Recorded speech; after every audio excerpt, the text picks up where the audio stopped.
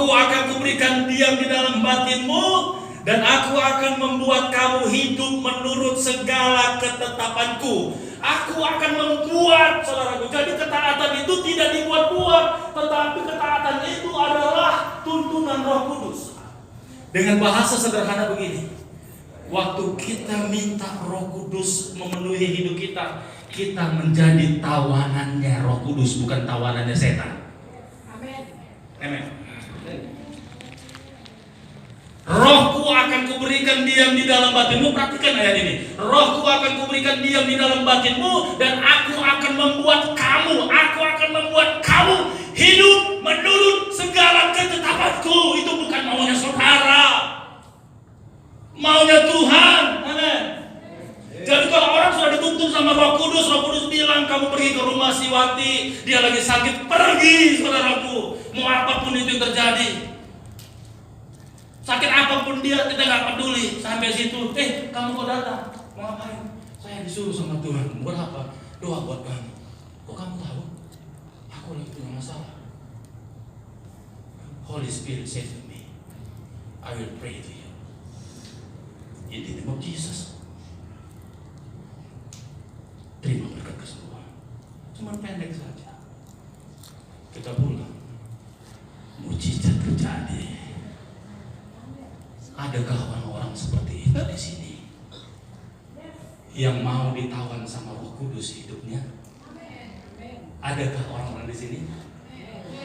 Tuhan cari orang-orangnya Tuhan di zaman ini untuk merestorasi kuasanya. Sekali lagi saya mau bilang, Tuhan cari orang-orangnya Tuhan untuk merestorasikan kuasanya dimanapun dia berada.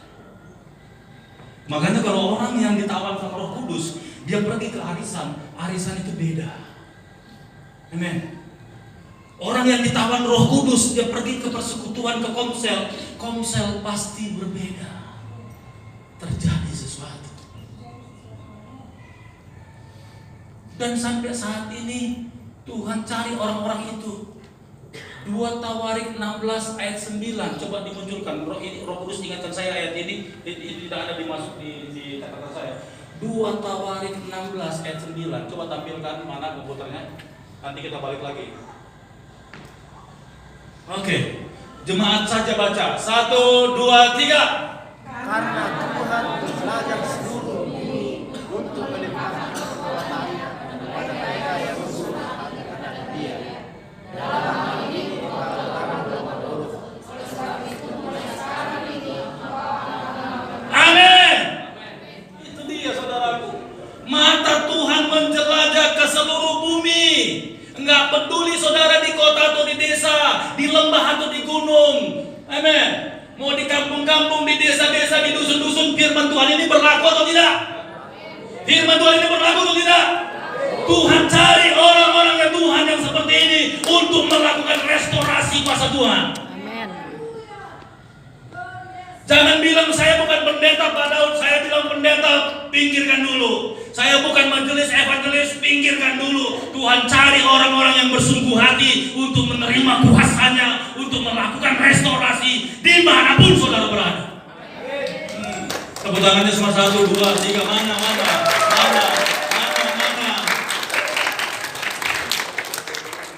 Come on Holy Spirit, come on. Yes. Come on Holy Spirit. David. Touch all people here. Haleluya. Coba kita buka lagi tadi kita biar sekian. Kita habiskan ya. Oh masih tengah 11, nanti jam 12 kita pulang. Kan kita mulai tadi jam 10 ya. Oke. Ayat 27.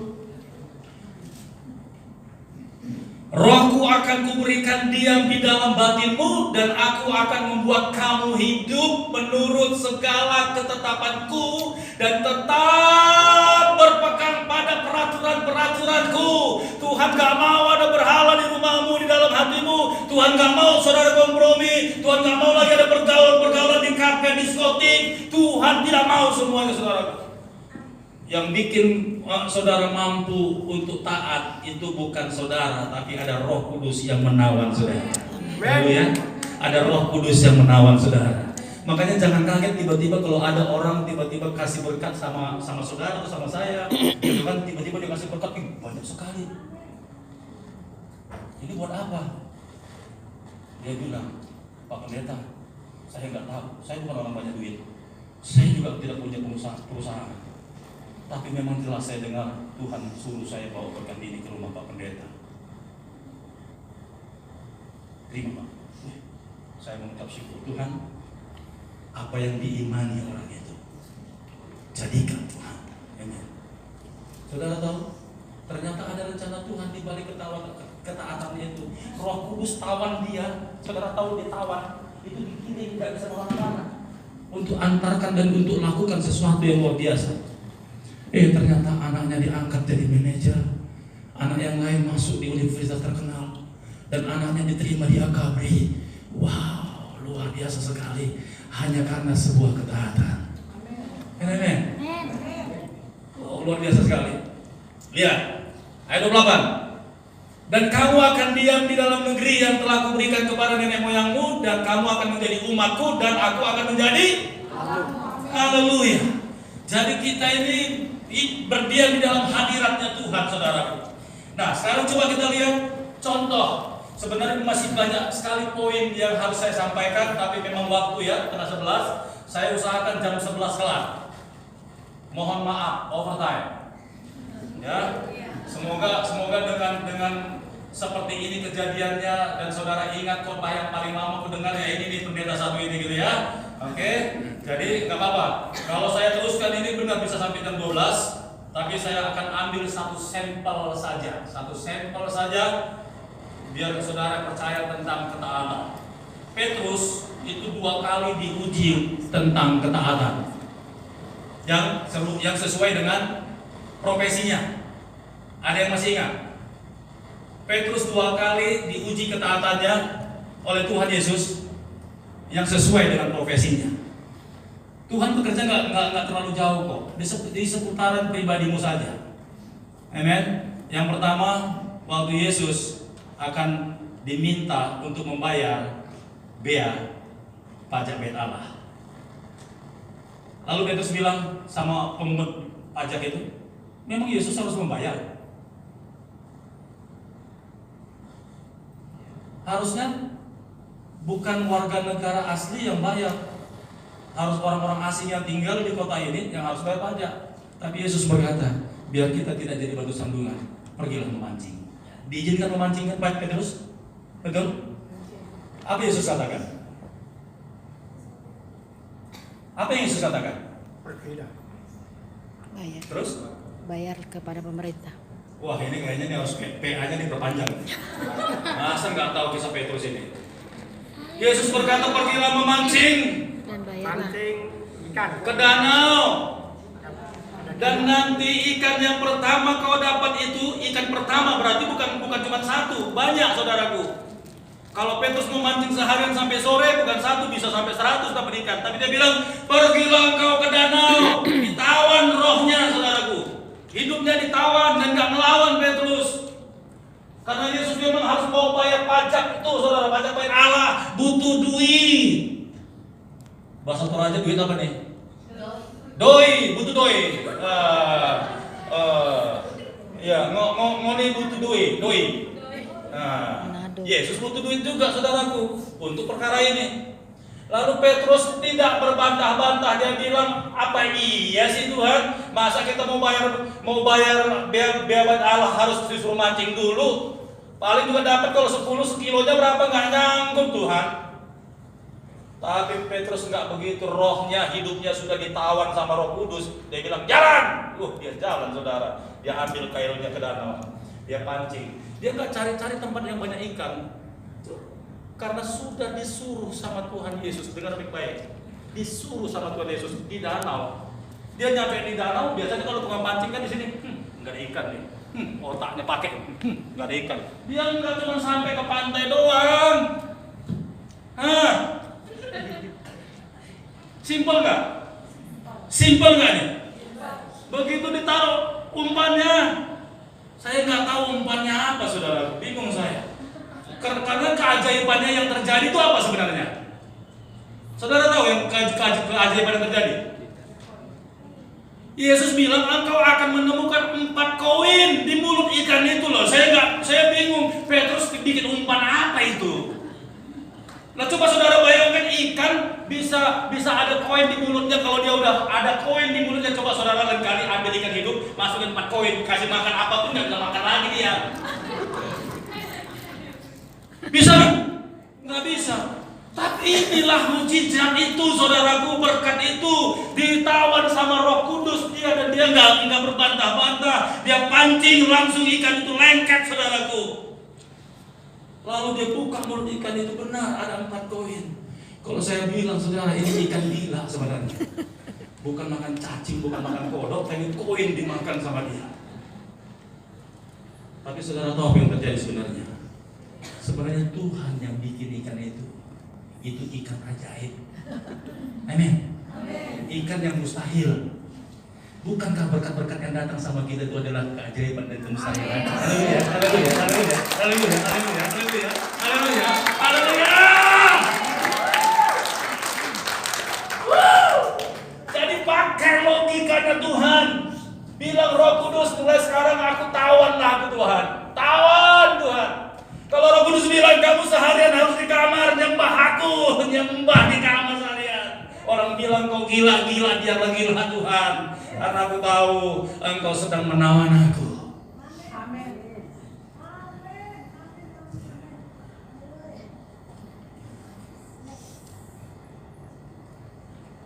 Ini yang suami istri di samping, cuman yang sahabatku yang kenal ini doang. Lai, saya mau tanya. Waktu Lai jatuh cinta sama yang di sebelah itu, nggak apa-apa ya. Pastor Daud khotbah ini tegang tapi rileks. Waktu mulai jatuh cinta, kira-kira benar nggak bahwa cintanya sebelah itu menawan hatimu? Benar nggak? Belum tentu. Kok belum tentu?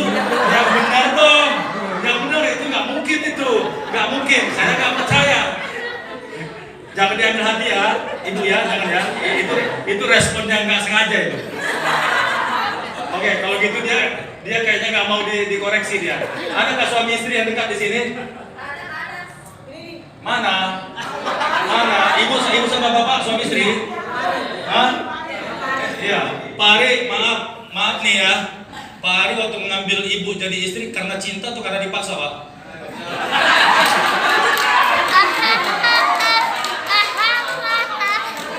Gak apa-apa Pak Ali, saya bukan mau menyudutkan Bapak, enggak. Ini sesuai firman. Nanti berkat firman ini pun akan mengalir sama Bapak. Bapak dipaksa orang tua atau karena cinta, Pak? Jangan pernah dipaksa, Pak. Jangan pernah dipaksa, Pak. Hancur nanti. Karena cinta kan? Hah? Loh enggak. Saya enggak ke Tuhan dulu larinya, Pak. Saya masih bicara cinta nih, love, falling in love. Bapak mengambil ibu di sebelah itu karena cintakah atau karena dipaksa? Cinta. Benar karena cinta, Pak? Ibu mau diambil sama bapak ini juga karena cinta? Atau dipaksa orang tua? Ibu yang di belakang Ibu jangan begitu dong, Bu. Oke, karena cinta ya. Karena cinta kan? Love ya. Oke, saya mau tanya, waktu bapak bener-bener istilahnya gila-gilaan mencintai ibu waktu ini, kan ibu ini kan sudah berumur ya, dulu waktu gadisnya cantik banget nih, dandanannya oke. Nah, bapak kerasa nggak bapak sedang ditawan sama cintanya ibu ini atau istri bapak? Bapak percaya, yakin bapak waktu itu ditawan sama cintanya, sehingga malam kepingin ketemu gitu ya? Ya kan benar ya? Kalau ada gitar suka nyanyi senandung rindu, gitu ya? Benar. Kalau kita jujur, Pak. Ini ciri orang yang ditawan ya, Pak ya. Oke. Nah, kalau bapak sudah lama nggak ketemu, apalagi jauh tempatnya, dan bapak kepingin ketemu begitu, bapak kira-kira tangan kosong ada atau bawa sesuatu, Pak?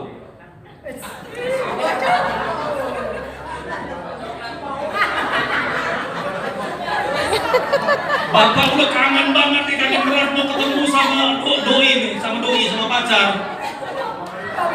Hati bapak ditawan sehingga bapak ambil kesimpulan nanti tanggal 1 ini saya mau berkunjung ke pulau ini karena dia tinggal di situ dan saya mau ucap ketemu kekasih saya. Bapak akan pergi ke sana dan ditawan oleh cinta. Bapak bawa sesuatu atau tangan kosong, Pak?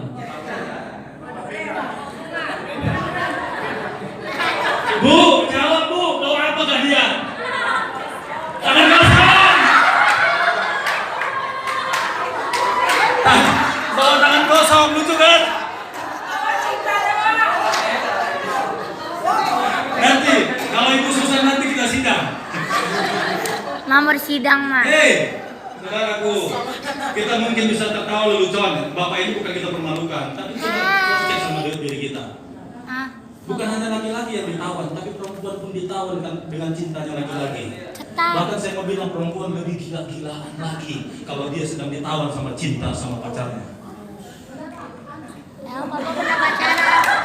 Loh, saya mau bilang loh, jujur loh, saya ini hamba Tuhan, saya bukan mau pornografi. Makanya perempuan banyak jatuh dalam dosa, kenapa? Karena nggak kuat menanggung atau menerima tawanan cinta itu, saudaraku. Cepatlah aku lakukanlah, biar aku nggak mau jauh-jauh lagi, biar kita kawin. Tapi saya tadi yakin juga, Pak, nggak mungkin Bapak nggak ditawan dengan cinta yang sebelahnya. Ibu, jujur, waktu dulu dia mengunjungi ibu, satu kampung kah atau beda kampung? Apa yang dia bawa waktu mengunjungi ibu?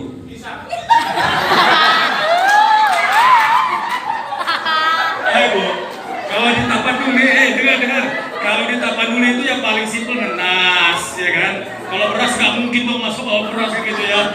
Kalau nggak nenas ya, biasanya di pasar itu ada yang namanya ombus-ombus dulu ya. Kalau sekarang itu martabak telur gitu kan, simpel-simpel aja. Apa Ibu? Lupa? Jangan lupa dong. Kita reuni boleh. Ibu pernah juga ditawan oleh cintanya Bapak? Pernah ya? Tepuk tangan dulu dong buat Tuhan. Jadi kalau saya sudah sampaikan ilustrasi seperti ini, seperti itulah hidup kita ditawan sama Roh Kudus. Jadi tawanannya dia. Amin.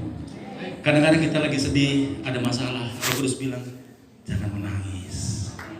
Dia giniin loh, saudara gak sadar kan? Dagu saudara diangkat, jangan menangis. Sembah dia, aku akan menjamah dan merapi kau. Haleluya. Saudara mungkin sakit kepala. Makanya di Wahyu, Yesus berkata,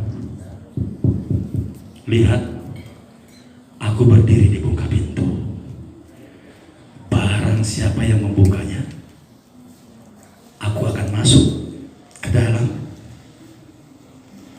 dan duduk makan bersama-sama dengan dia. Makan bersama-sama dengan dia. Biasanya yang ketuk pintu di tengah malam itu orang biasa atau tamu. Lihat, yang datang itu bawa apa? Makanan. Itu yang saya bilang tadi, kalau orang sudah ditawan, kalau dia mau mengunjungi kekasihnya, pasti ada yang dibawa. Yesus kalau mau mengunjungi saudara, dia udah gak kuat nih, aku mau mengunjungi putriku, dia bawa sesuatu saudaraku. Haleluya. Amen. Karena kita ini kekasih hatinya. Haleluya.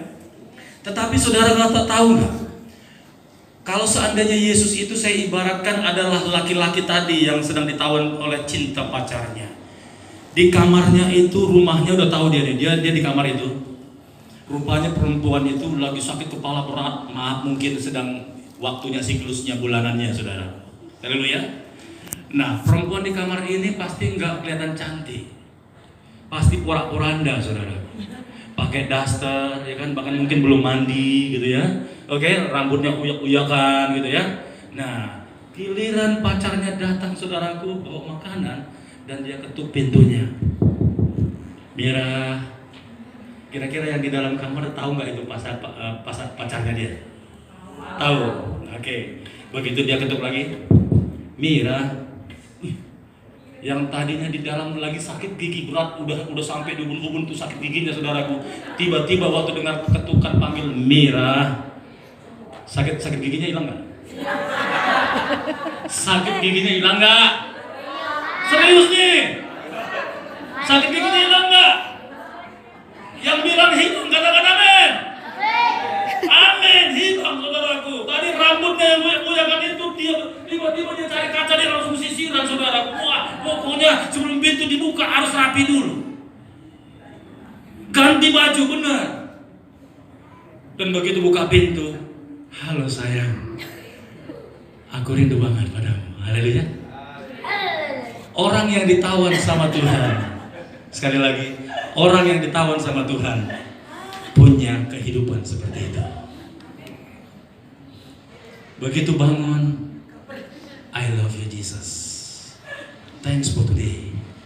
Satu malam lewat Tuhan, aku nggak sadar, bahkan aku nggak benar-benar nggak tahu apa-apa sepanjang malam. Pagi ini, Engkau bangunkan aku. Thank you Holy Spirit. Terima kasih. Amen. Nah, itu tadi pengalamannya Petrus yang pertama. Nggak jauh-jauh dari karakternya dia. Oke? Nah, yang kedua kita baca. Ini ceritanya. Ini yang terakhir ya. Aduh, ini kalau kaset udah benar-benar 3 kaset ini. Haleluya. Haleluya. Satu cepat, 3 menit mau pegangin. Lukas 5 ayat 1 sampai 11. Ini dia.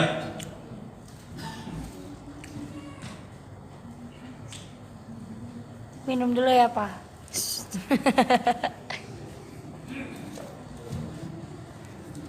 Ini aqua kalau ada satu lagi tolong ditambahin ya. Saya nggak nyuruh lo ya.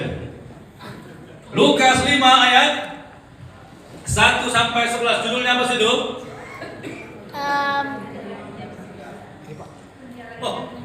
God bless you. Terima kasih banyak Bapak. Berkati ya.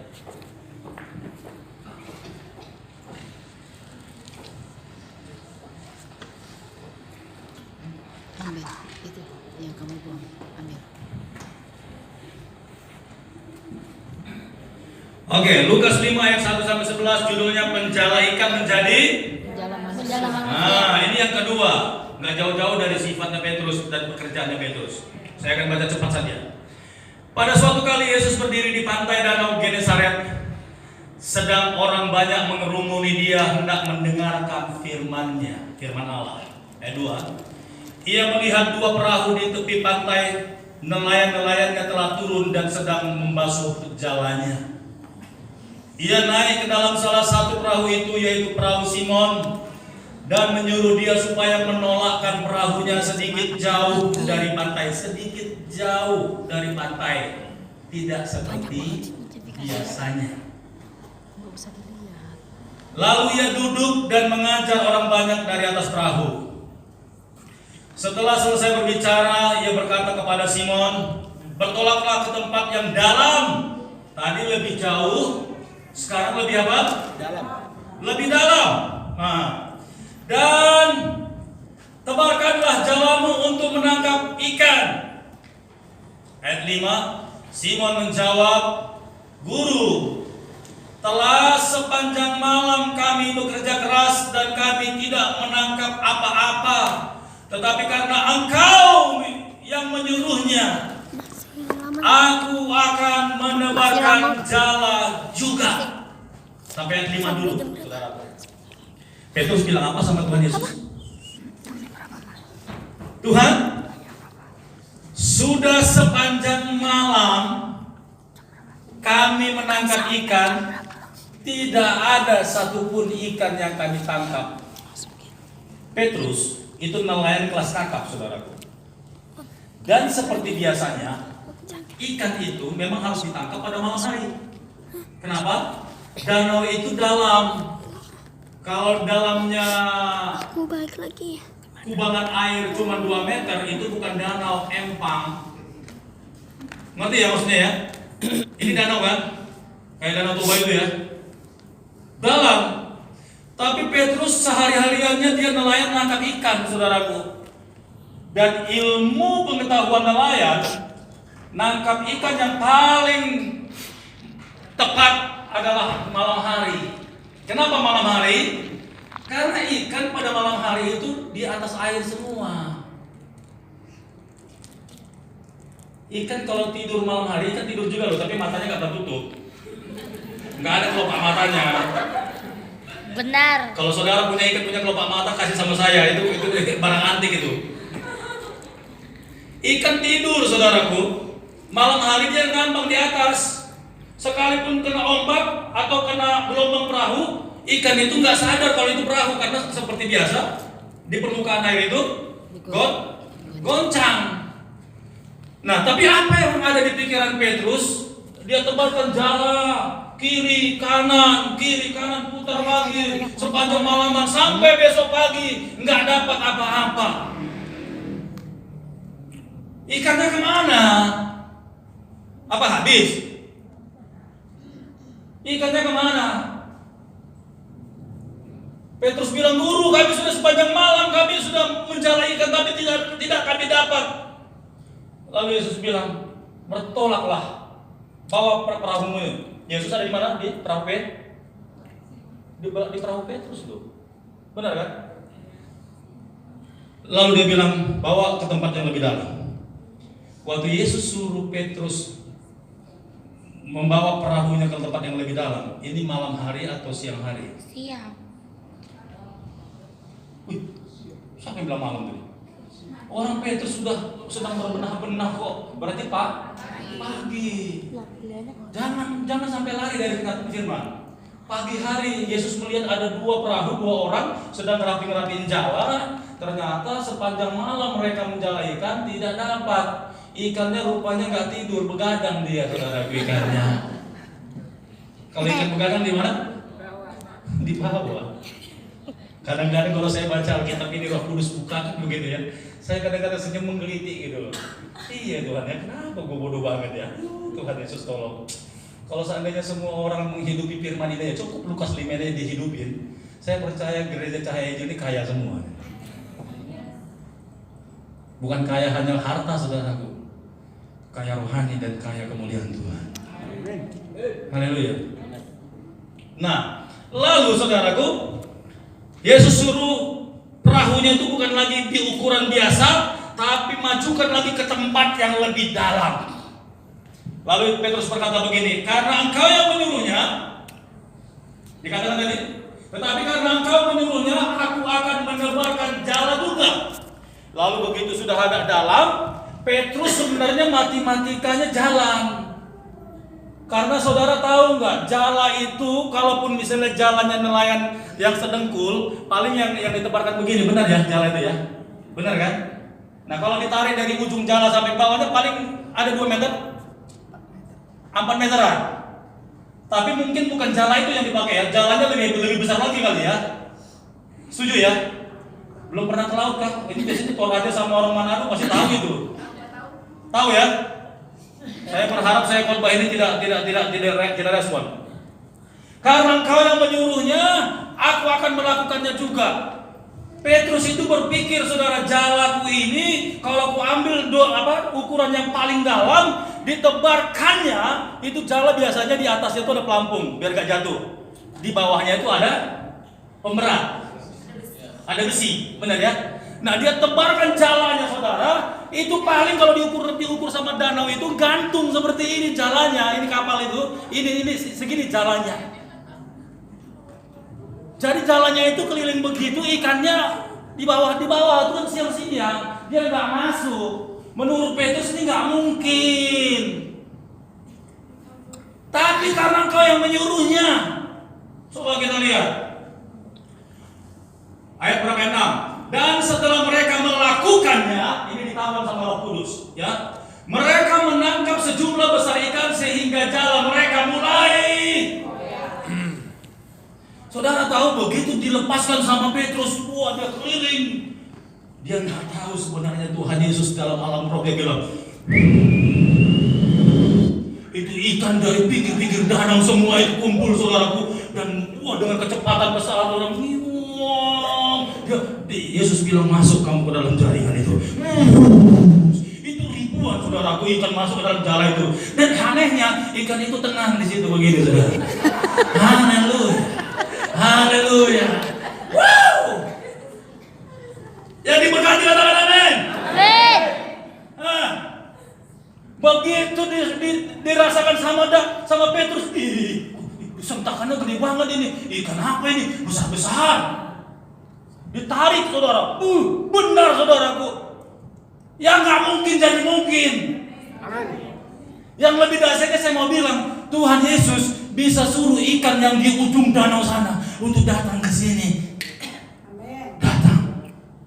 Yang dari sana lagi, dari ujung penjuru danau itu, timur, utara, selatan dan barat, semuanya Tuhan bilang, datang yang paling besar-besar.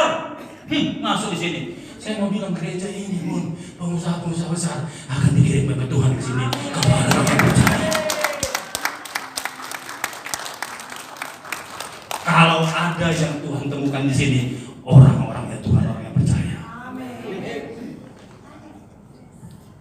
Amin. Kita lihat. Dan setelah mereka melakukannya, mereka menangkap sejumlah besar ikan sehingga jalan mereka mulai koyak. Lalu mereka memberi isyarat kepada teman-temannya. Tunggu dulu sampai situ. Waktu si Petrus itu tangkapin, cepat pulang, waktu dimasukin di perahunya. Perahunya saya belum pernah ke Danau Galilea. Saya belum pernah ke Israel.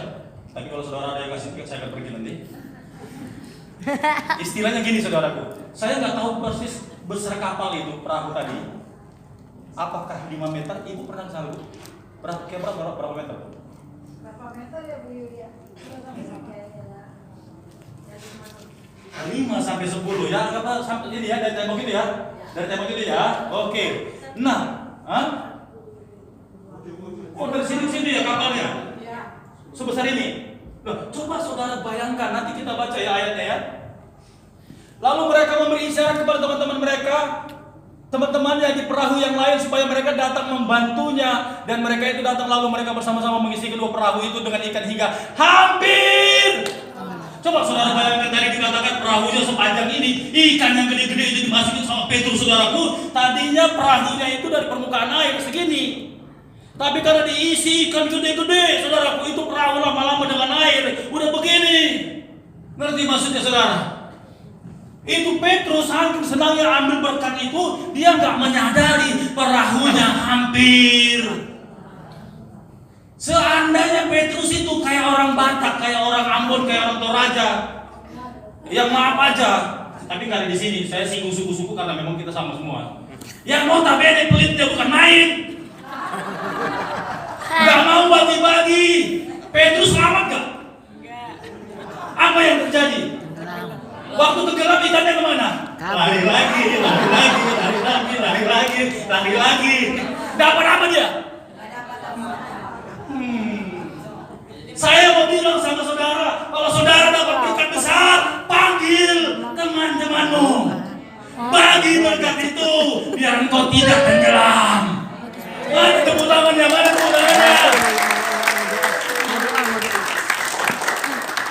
Berapa banyak orang gila dengan harta dan gak pernah mau berbagi, apalagi kasih persembahan atau membelas kasihan sama teman.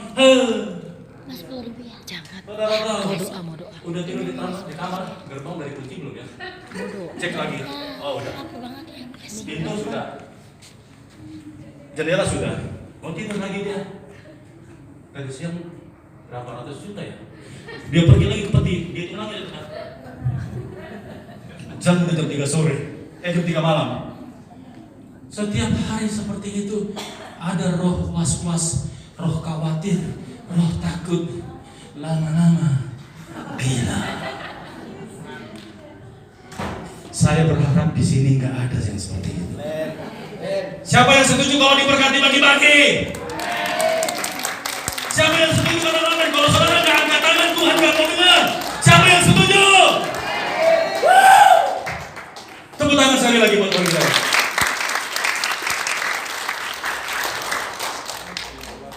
Lalu mereka memberi isyarat kepada teman-temannya di perahu yang lain, supaya mereka datang membantunya. Lihat ke saya. Waktu saudara kasih persembahan, kasih kepada temanmu sekalipun dia bukan hamba Tuhan, sebenarnya itu untuk menolong saudara. Betul itu? Betul. Waktu saudara datang memberi persembahan kepada orang lain karena Tuhan suruh, itu saudara sedang menyelamatkan hidupmu. Amin. Jangan pelit. Amin. tahan yang punya Tuhan. Jangan tahan yang bagiannya orang lain. Kok sakit? Diberkati ada gunanya. Tuhan bukan cari orang-orang seperti itu untuk diberkati. No.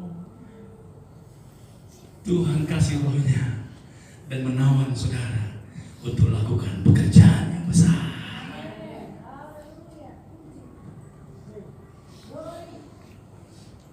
Ketika Simon Petrus melihat hal itu, ia pun tersungkur di depan Yesus dan berkata, Tuhan, pergilah daripadaku, karena aku, Tuhan pergilah daripadaku karena aku ini seorang. Yes. Jangan pernah anggap dirimu itu sudah hebat.